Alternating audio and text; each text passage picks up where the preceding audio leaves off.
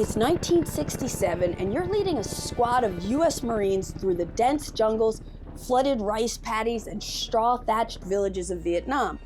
You and your squad have to work together, balancing your strengths and weaknesses to overcome a variety of challenges and encounters as you progress through a series of cinematic missions in Purple Haze, which was designed by Bernard Grzybowski and published by Phalanx, who sponsored this video.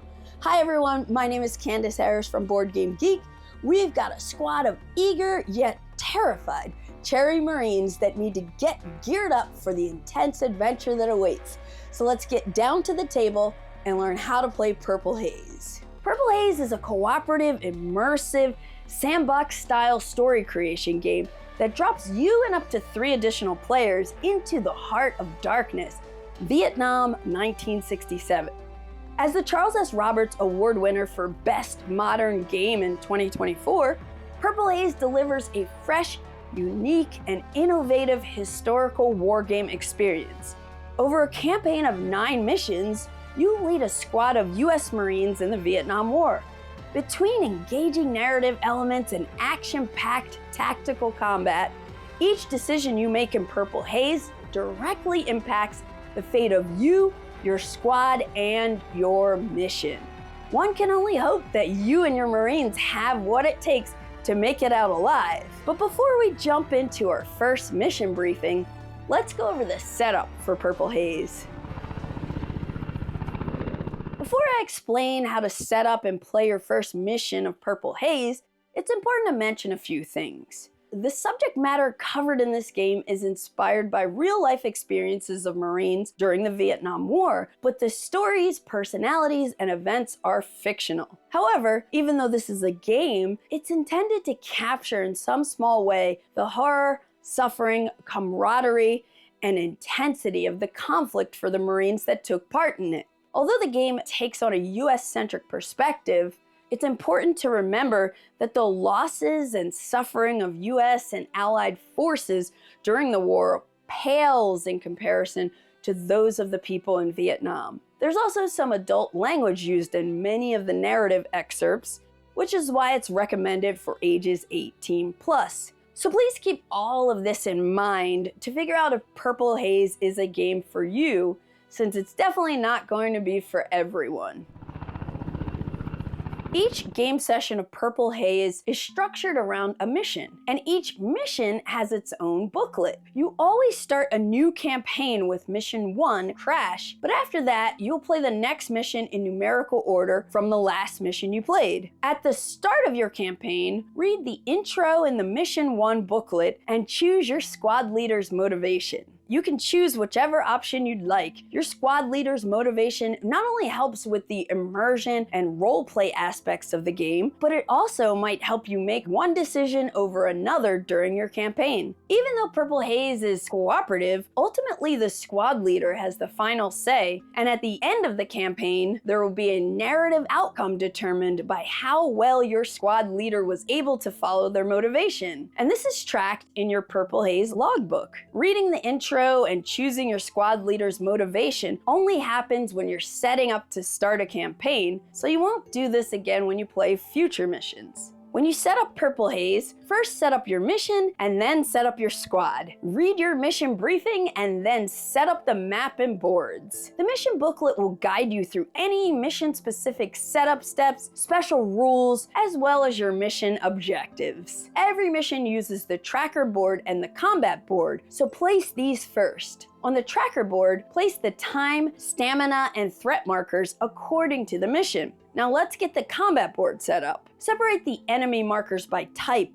combat, fighter, specialist, and tactics. Place the specialist markers near the combat board into face-up stacks by type: elite, leader, sniper, and RPD. Then shuffle the remaining enemy markers face down and put them near the combat board. You can put them into stacks if you'd like, or grab some opaque cups or bags to draw from, like these. Place one of the 2 sets of Marine activation markers green side up near the combat board. The other set is for the specialization cards, which I'll cover during squad setup. Place the line of sight ruler, red hit point cubes, and the other combat related markers near the combat board as well. Hard and soft cover, smoke, airstrike, and no aimed shot. I'll pause here to let you know that Purple Haze comes with some awesome and super helpful player aids. So if you're ever unsure about a particular icon, check out the iconography player aid, and on the opposite side you'll find details on the various enemy markers. To set up the map for Mission 1, place the northern map board with your base at 87 north, 92 east.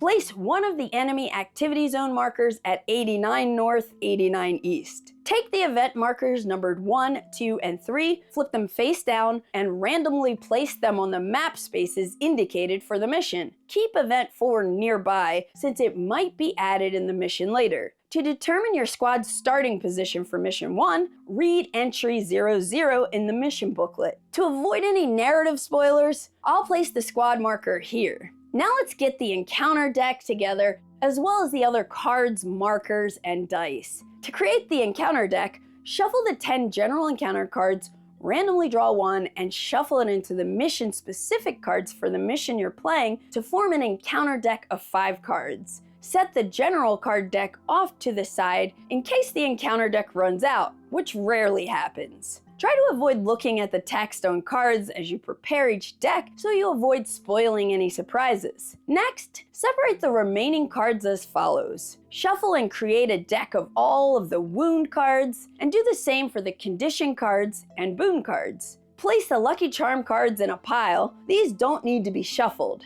Set the weapons and gear cards to one side. You'll use these when you equip your squad.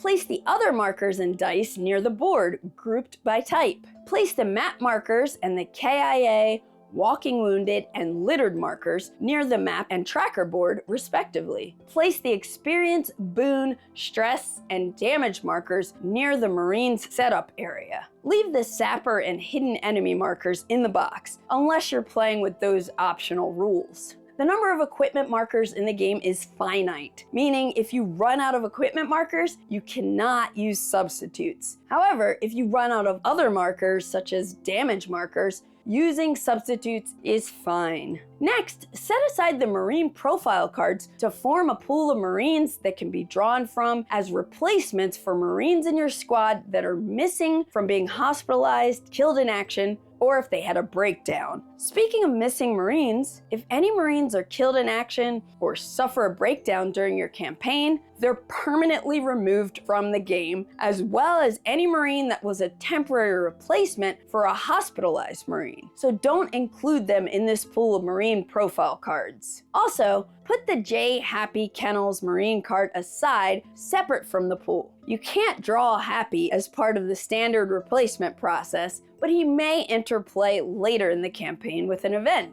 Now let's get your squad set up. At the start of the campaign, you need to determine your starting 6 Marines and which Marine will have which specialization. Let's take a look at what you'll see on specialization cards. Each specialization has a name and a level, the amount of experience you have to spend to reach this level from the previous level, the types of weapons the Marine with this specialization can equip, the starting and maximum soft cover, which is used during combat, passive specialist skills, which augment actions, tests, and orders, and order specialist skills the Marine can activate in combat. Red boxes on the right indicate once permission abilities, where you'll place a red cube to indicate that the skill has been used in this mission. Each specialization is summarized on page 11 of the rulebook, and key traits are noted as well. Regardless of how many players are playing, you always have a squad of 6 Marines, each with one of these specializations. For a 2-player game,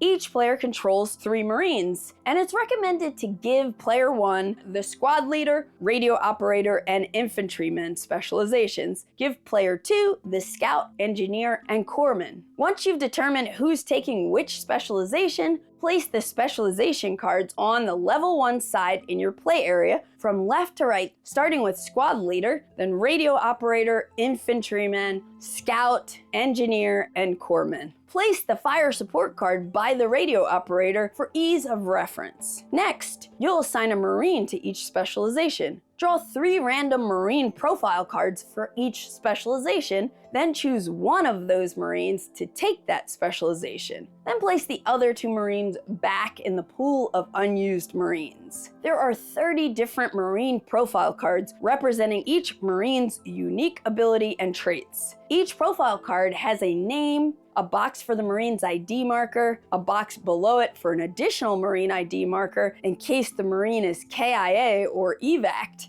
Traits, charisma, intelligence, willpower, survivability, and perception, stress and damage thresholds, load capacity, tracks for conditions and wounds, and a unique ability. When it comes to traits, higher values are stronger for events and encounters that have trait tests. But be sure to consider each Marine's weaknesses as much as their strengths. A Marine with low mental resilience might panic during a battle, which affects the entire squad's morale. You always use the same Marines during the campaign unless a Marine is hospitalized, KIA, or has a breakdown. In those cases, update your squad by following the steps in the Reassembling the Squad section on page 13 of the rulebook. At the start of each mission, equip each of your Marines with your choice of weapons and gear from the supply. Weapons and gear cards have a variety of information, which I won't go into detail on just yet. When selecting equipment, be sure to factor in the following guidelines. Every Marine needs a main weapon, not just a pistol, and at least 2 Marines should be equipped with M16s. Weapons that are available to all specializations from Mission 1 have BASIC written on them, but there are some weapons that can only be taken by the Marine with the corresponding specialization. As you can see here, only the infantrymen can take the M60 machine gun. Each piece of equipment has a weight value, and the total weight cannot exceed a Marine's load capacity. Mission 1 has special rules limiting equipment that can be selected, so you'll also need to factor in the particular mission's special rules when equipping your Marines. Once you have selected the equipment each Marine will carry, place these by the Marine's profile card. The very last thing to do is to choose which Marine will be your point man. The choice of point man will have an impact on the resolution of certain events and encounters. Usually it's best to choose a Marine with high perception, survivability, and/or intelligence. Place the point man marker near the selected Marine's profile card. Now you're ready to kick off your mission.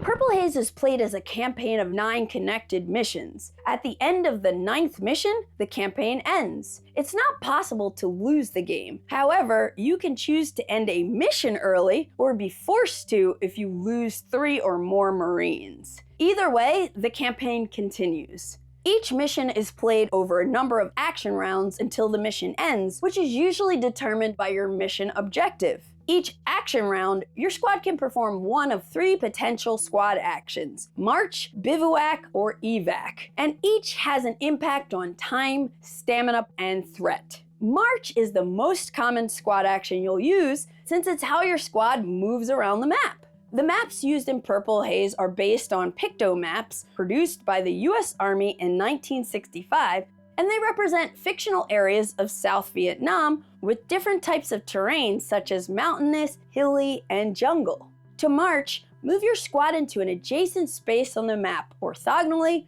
or diagonally. A march takes time and costs stamina points. After you move your squad, adjust the time track based on the terrain you're entering, and then adjust the stamina track accordingly. Next, roll the threat die and adjust the threat track based on the result. Green reduces threat by 1, gray has no effect, and yellow and red results increase threat by 1 or 2, respectively. If your squad entered a space with an event marker, reveal it and cross-reference that number's entry in the event entry reference section of the mission booklet. This shows each event entry number associated with each of the event markers you might encounter on the board for the corresponding mission. Once you find the appropriate entry, read its narrative text, which often leads you to make choices that push your squad's story forward. Also, sometimes you'll gain log entries which should be noted on the back of the logbook. Mission log entries are highlighted in yellow and are only relevant for the current mission, whereas campaign log entries are highlighted in blue and may be relevant for the current mission as well as future missions. In either case, Some event entries give you instructions based on entries noted in your log. After resolving the event, remove the marker from the map unless you're instructed otherwise. If you moved into a non-event space, draw and resolve the top card of the encounter deck if the threat die was yellow or red. Otherwise, if you rolled a green or gray result, proceed to the next round without drawing an encounter card. When resolving an encounter card, place another card face down over all the text except the title. Then reveal the steps of the encounter card one by slowly lowering the other card, following the instructions on the encounter card. This helps maintain the suspense of the potential consequence of the choices you make. Some events and encounters will require you to randomly select one or more Marines, so if you see this icon, simply roll a d6 and select the Marine with the corresponding Marine ID. Once the encounter is resolved, begin the next action round. In the rare case you run out of encounter cards on a mission, draw a random card from the general encounter deck. Encounters and events often require Marines to perform trait or combat tests, which work similarly. First, roll purple focus dice. For trait tests, use a base of 3 focus dice, and for combat, use a base of 2 focus dice. Next, roll a number of gray strike dice based on the Marine's trait or weapon, and gather any matches between the focus and strike dice. Then look for any matches between the remaining strike dice that don't match the focus dice. And some weapons let you roll a number of gold crit dice as well. If you're rolling any crit dice, match them to any matching focus or strike dice. Next, discard any dice that don't have any matches, as well as crit dice that match other crit dice but don't match any of the focus or strike dice. Finally, calculate the number of successes based on the number of matches you achieve. Each strike die that matches a focus die is 1 success. If the match doesn't include a focus die, the number of successes is always 1 strike die less than the number of matching faces. For example, if there are 3 matching strike dice, that would be 2 successes. Think of one of the strike dice to be what the other dice are matching against, and each matching crit die is always worth 2 successes. Trait tests include difficulty values which vary depending on the event or encounter you're resolving. For example, on the Gear General encounter, you need to roll a d6 to determine which Marine needs to perform the intelligence test. Since it says diff 2, that means the Marine would need to roll 2 or more successes. In combat tests, there's no success or failure. Instead, the number of successes is the number of hits scored. It's also worth noting that the base number of dice you roll for a test may be adjusted by a variety of factors such as range, line of sight, or if it's nighttime. Let's go over the other 2 squad actions, and then I'll cover how combat works. With the Bivouac action, your squad remains in the same space and sets up camp to recover some stamina and attempt to remove damage with first aid. First, determine how long you wish to bivouac. There's no limit to the amount of time your squad can spend bivouacking, but the more time you spend, the more likely threat will increase, and the less time you'll have to complete your mission objectives. Every time the minute marker on the time track enters the 00 space, roll the threat die and update the threat track if required. Also, if you're bivouacking adjacent to or in an enemy activity zone, the threat result is increased by 1 or 2 respectively. And it's even more risky bivouacking at nighttime because you have to roll the threat die twice. After adjusting the time and threat tracks, any Marine can attempt to use first aid as long as there's a first aid kit in the squad. First aid takes 30 minutes per kit used, and it can be done multiple times during a bivouac as long as your squad has enough kits. To use first aid, first flip it if it's a 4 value, or discard it if it's a 2 value. Then perform an intel trait test with any one of your Marines. And the Marine expending the first aid kit doesn't need to be the Marine making the attempt. For each success, remove a damage from any Marines in your squad. To finish the bivouac action, increase stamina by 1 for each 15 minutes of bivouacking. The final squad action is Evac, which is an evacuation by helicopter to the base. You can only evac if you have a KIA marker or 1 or more Marines with 2 cubes on their wounds track or that have a critical wound card, or if you choose to end the mission early, or if an event instructs you to evac. To evac, your squad needs to be on a space with a landing zone marker. If you're not, you either need to march to one or you can create one as part of the evac action, but this will eat up 30 minutes of your mission. Also, you can never create a landing zone in a mountainous area. After you complete a squad action, march, bivouac, or evac, you start a new round by choosing a squad action again. In Purple Haze, combat is triggered by events. When you're required to resolve a combat, the event will show a combat setup box like this with 4 panels of instructions you'll follow to set up for combat. The first section shows any special rules, log entry effects, as well as before combat instructions, so be sure to read this first when setting up for combat. Then you choose your preferred side of the combat board. One side has a jungle background and the other side has a village background. They function exactly the same, so you can choose whichever side you think is more thematic for the combat you're resolving. Let's pause on setting up combat for now and take a closer look at the combat board. The top half of the combat board tracks the position of enemies, and the bottom half tracks the position of each individual Marine using their activation markers. Each half of the battlefield has 3 rows for a total of 12 spaces where the Marine activation or enemy markers can be placed. Marines can never be on the enemy side of the board and vice versa. Above each Marine space and below each enemy space is a line of sight indicator. The 2 sides are separated by spaces in the middle where you'll place smoke markers. The track on the left side of the board is used for placing enemy tactics markers. On the right side of the board, there's an initiative track, and to the right of that is a track for eliminated enemy markers. Now that you're more familiar with the combat board, let's jump back to the combat setup box to continue setting up. Place the hard cover markers on the indicated spaces. These hard cover markers will stay where they are for the duration of the combat.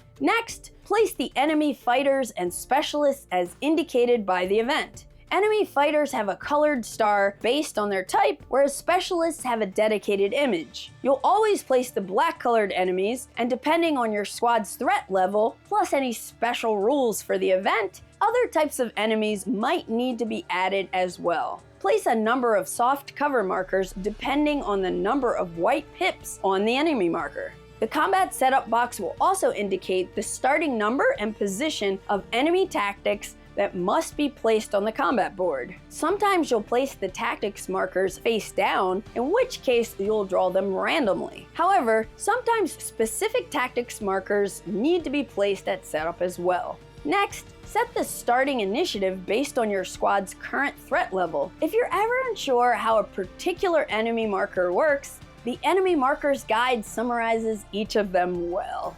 Then place the Marine activation markers as indicated. Unless the setup indicates that a specific Marine must begin in a certain space, you can set up the Marines as you wish on the indicated spaces with a Marine icon. Each Marine's specialization card specifies the number of soft cover markers that should be placed under each Marine's activation marker. Finally, apply any before combat instructions. Now that our combat board is all set up, let's go over the combat resolution steps. The first step of combat is the Claymore Mine resolution. If the engineer is carrying a Claymore Mine and the combat setup instructions allow you to trigger it, roll a d6 and refer to page 32 of the rulebook to see how damage is dealt.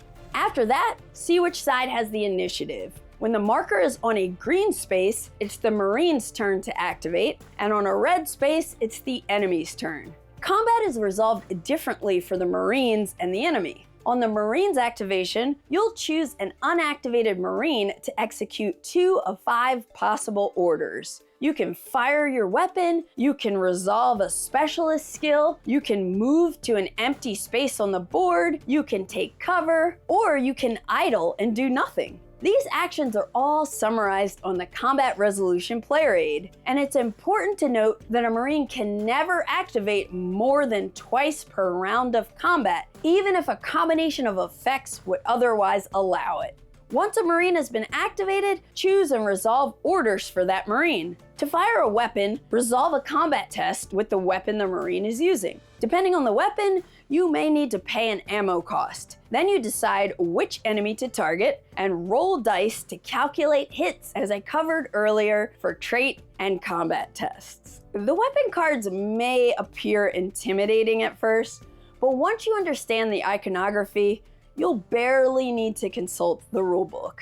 Each weapon has 1 or 2 firing modes, single shot or automatic, indicating how they'll fire in combat. If there are multiple firing modes, choose which one you want to use when activating a Marine. Most weapons have this icon to indicate it can only be used for a fire order. This number represents the initiative cost for taking the fire order, and it indicates how many spaces you'll move the initiative marker towards the enemy. There are icons to show how many strike and crit dice you'll roll. If a firing mode shows this icon, that means the weapon requires a specific type of ammo. If the firing mode allows for an aimed shot, it'll have this icon. If not, it'll have this icon.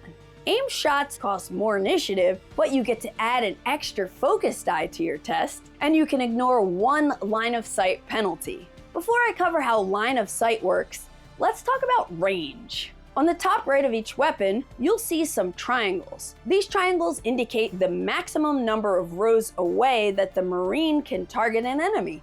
Depending on the range of the targeted enemy, the number of focus dice you roll may be modified up or down. If the triangle is clear, there's no modification. If your firing range has a burst icon, you can distribute hits between the targeted enemy and 1 or more adjacent enemies in the same row. In addition to range, the number of focus dice rolled may also be affected by line of sight penalties. To check line of sight, draw an imaginary straight line between the firing Marine and the targeted enemy's space, or you can use the line of sight ruler. For every Marine or enemy marker the line crosses, you suffer 1 line of sight penalty. And for each penalty, subtract 1 focus die from the combat test. And if you're unclear if the line is crossing a marker, assume it is.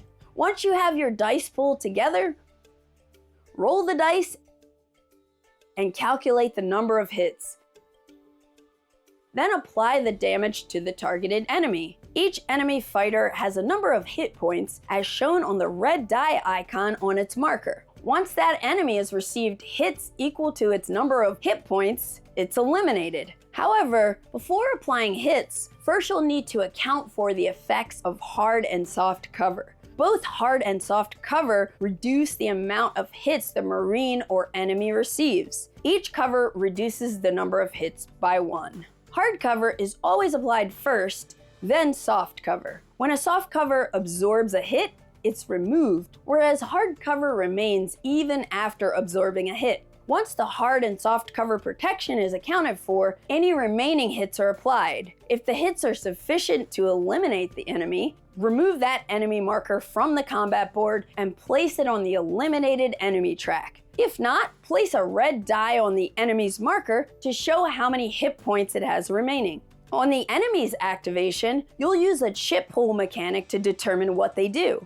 First, you reveal and resolve a tactics marker if one is on the track. The Enemy Markers Guide shows you how to resolve each of the different tactics markers. After you resolve the tactics marker's effect, set it aside and slide down any remaining markers without revealing them. Then draw and resolve a random combat marker. The enemy combat marker determines the initiative cost as well as any dice to be added to the enemy combat roll and any special effects. The enemy combat test uses a base of 2 focus dice, or 1 if it's nighttime, the same as the Marines. Each enemy marker on the board contributes a minimum of 1 strike die, but the majority of enemy combat markers also generate additional focus and crit dice. Roll and resolve a test similar to a Marine combat test. However, for the enemy test, the matches also represent specific Marines based on their ID number, so you'll apply any matches as hits to the corresponding Marine. If more than one Marine is hit, apply the hits in order, starting with the squad leader. Once the enemy combat marker is resolved, return it to the bag or cup, since it may be drawn again this combat. After resolving each Marine or enemy activation, check to see if the combat has ended. Combat ends if one of the following conditions is met. If it's the Marine's activation and 3 or less Marines remain in the squad, if it's the Marine's activation and all 6 Marines have already activated, if the enemies are all eliminated or retreat, or if specific event instructions have been met. If none of these conditions are met, perform another Marine or enemy activation depending on which side has the initiative. And if your squad is down to 3 or less Marines, your mission is over. But if combat ends one of the other ways, move on to the end of combat phase. To end combat, first check the load capacity. If any Marines took a wound card, check their new load capacity to see if any equipment needs to be swapped or discarded. Then reset the threat level back to 1, gain experience, and draw boon cards. If more than half the enemy fighters and specialists that started the combat were eliminated, or they retreated, every Marine who didn't leave combat early gains 1 experience point. And if all enemies were eliminated, the Marines each gained 2 experience points instead. Also, if more than half of the enemies were eliminated or retreated, your squad gains a boon card, or 2 boon cards if all enemies were eliminated. Gaining experience helps your Marines level up with an upgraded specialization. Boon cards give your squad access to intel, goods, and other types of tangible and intangible currency, and when you gain one, give it to the corresponding Marine along with a boon point. That sums up combat. You'll continue playing action rounds until the mission ends in one of 3 ways. You meet an end of mission trigger specified in the mission rules or event text, your squad returns to base or evacs before meeting the end of mission trigger, or 3 or more of your Marines in the squad are removed from the game from being evac or killed in action. Then you'll perform the end of mission actions. First, read and apply the relevant end of mission text. Then remove all damage from your Marines. Remove all wound cards and cubes on the wounds track from your Marines, adding experience for deep or critical wound cards. Each Marine who has a critical wound card is hospitalized and skips the next mission. Exchange any unused boon cards for boon points. Next, award experience for any primary or secondary objectives. If your squad didn't complete any objectives, each Marine just receives 2 experience points. Then, spend each Marine's experience points to upgrade them if possible. Then it's time for your squad to